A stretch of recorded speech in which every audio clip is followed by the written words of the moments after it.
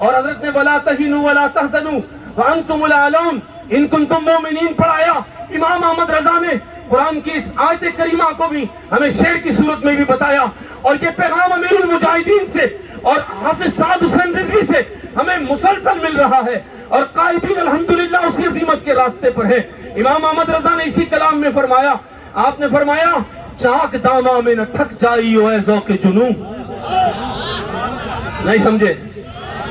چاک داما میں نہ تھک جائیو اے ذوق جنوں، داتا دربار سے پہلے جو کچھ ہوا امام احمد رضا نے فرمایا چاک داما میں نہ تھک جائیو اے ذوق جنوں۔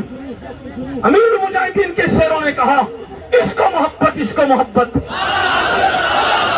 آگے بڑھ گئے۔ پھر آزادی چوک پہ جو کچھ ہوا انہوں نے کہا چاک داما میں نہ تھک جائیو اے ذوق جنوں۔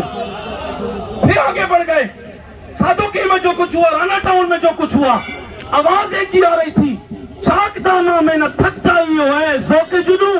ہم وزیر آباد آ کر آج 5ویں 6ٹھی رات گزار رہے ہیں، مگر ہمارا نعرہ وہی ہے جو امام احمد رضا نے دیا ہے، چاک داما میں نہ تھک جائیو اے ذوق جنوں۔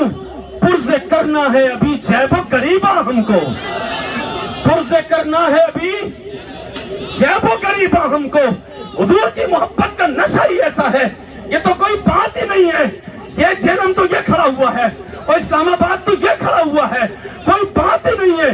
جب نام رسول اللہ کا لے لیا، جب بات حضور سے وفا کی کر دی،